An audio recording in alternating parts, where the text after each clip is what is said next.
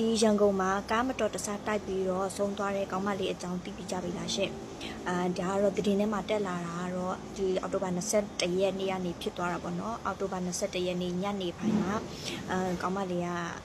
မဆုံးခင်မှာပေါ့နော်မဆုံးခင်မှာသူကကားထဲမှာကောင်းလေးတယောက်နဲ့သူကစကားများရံဖြစ်အခြေအတင်ဖြစ်နေကြတဲ့ပုံစံပေါ့နော်ပြောလာသူတွေကတော့အဲ့လိုမင်းတဲ့သူတွေကတော့အဲ့လိုပြောတယ်ပေါ့နော်စကားများကြတယ်ရှင်ဒါနဲ့ပဲကောင်းလေးကသူ့ကိုထားခဲ့ပြီးတော့အဲ့ဒီနေရာမှာထားခဲ့ပြီးတော့ကားမောင်းထွက်သွားလိုက်တယ်ရှင်ဒါနဲ့ပဲကောင်းမလေးကလမ်းကိုဖြတ်ကူးလိုက်သွားလိုက်ဖြတ်ကူးလိုက်သွားလိုက်လုံနေတယ်ပေါ့နော်အဲ့ဒါကိုတချို့ကားသမားတွေကသူ့ကိုမတိုက်မိအောင်သွားနေရတယ်လို့ကားသမားတချို့တွေကပြောတယ်ရှင်ဒါနဲ့ပဲကောင်းမလေးကကားလမ်းမပေါ်မှာသူကအိတ်ချလိုက်တယ်ပေါ့နော်အိတ်ချလိုက်တယ်ဆိုတော့ဟိုကမောင်းလာတဲ့ကားသူ့မမြင်ဘူးလေသူ့မမြင်ဘူးဆိုတော့မောင်းလာတဲ့ကားအရှိန်နဲ့တိုက်မိလိုက်တဲ့အချိန်မှာကောင်းမလေးကလုံးဝဆုံးသွားတယ်ပေါ့နော်အဲ့ဒါဘယ်နေရာမှာဖြစ်သွားလဲဆိုတော့ရန်ကုန်မြို့ရွှေတကုံတရားအစင်ဖျားအေးလမ်းမပေါ်ပွတ်တစ်ဆန်လက်ဖက်ရည်ဆိုင်ရှိမှဖြစ်သွားတာပါရှင်ဒါတော့ပြောကြတာတချို့တွေကပြောကြတာတော့တငယ်ချင်းလို့လည်းပြောကြတယ်အဲ့ဒီကောင်မလေးက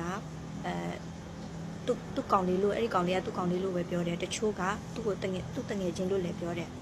တချို့ကရောက်ဘယ်လိုပြောကြလဲဆိုတော့အဲ့ဒီကောင်မလေးကသူက get to get ကွာ get to get ကြိုက်တဲ့ type ပေါ့နော် get to get ကြိုက်တဲ့ type ကောင်လေးမထားဘူးလို့ပြောကြတယ်ဒါပေမဲ့ဘယ်အရာအတိအကျပြောရမလဲဘယ်အရာအတိအကျဖြစ်လာမလဲဆိုတာတော့အတိအကျယူလို့မရသေးဘူးရှင်ကောင်မလေးရဲ့နာမည်ကတော့သူကလင်းပြည့်အိမ်လို့ခေါ်တယ်ရှင်လင်းပြည့်အိမ်အသက်23နှစ်ပဲရှိသေးတယ်ပေါ့နော်ငယ်ငယ်လေးပဲရှိသေးတယ်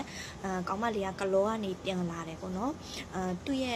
အတိကကလောကနေသွားတယ်ထင်တယ်ရှင်ဒါကတော့စုံစမ်းနေတော့ပေါ့နော်တည်င်းတောက်တွေကတော့စုံစမ်းနေတော့ပါပဲရှင်ပြောရမယ်ဆိုလို့ရှိရင်တော့နှမျိုးစရာကြီးပေါ့နော်ကောင်မလေးကလုံးဝချောချောလေးရှင်လုံးဝချောချောလေးအသားဖြူဖွေးနေရပဲရှင်ဂရုစိုက်ကြပါရှင်ပြောချင်တာကတော့လေဘယ်အရာကိုဖြစ်မပေါ်စားကြပါနဲ့ရှင်စိတ်ကိုလည်းအဲ့လိုမလိုက်နဲ့ပေါ့နော်ပြီးတော့ပြောရမှာတစ်ခုကြံသေးတာကြတော့တိုက်သားတဲ့ကာသမားပေါ့နော်တိုက်သားတဲ့ကာသမားကသူကလုံးဝရှောင်ပြေးထွက်သွားတယ်ပေါ့နော်သူများလိုက်ပြီးတော့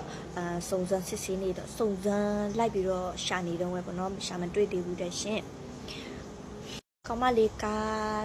တိုက်နေတဲ့အချိန်မှာပေါ့နော်အဲ့လိုမျိုးဖြစ်နေတဲ့အချိန်မှာမြင်တဲ့သူတွေကသူ့ကိုဆေးရုံပို့ခဲ့လိုက်တယ်နော်ဆေးရုံပို့ခဲ့လိုက်တယ်ရှင်သူအသက်ရှိနေတော့ပဲပေါ့နော်ဒါပေမဲ့ခဏအကြာမှာတော့ဆေးရုံပြီးခဏအကြာမှာတော့ကောင်မလေးကလုံးဝကို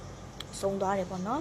ကောင်းမလေးပုံမြင်ဘူးပြီးကြပြီလားရှင်ကျမတို့မြင်ပြီးပြီပေါ့နော်ချစ်စရာလေးပါရှင်လုံးဝငယ်ငယ်လေးပဲပေါ့နော်ဖြူလုံးလုံးလေးပါရှင်ဖြူရှည်လေးပေါ့နော်လုံးဝကိုနှမျောစရာလေးပါရှင်ဟုတ်ကဲ့တင်ထူးတယ်ဆိုလို့ရှိရင်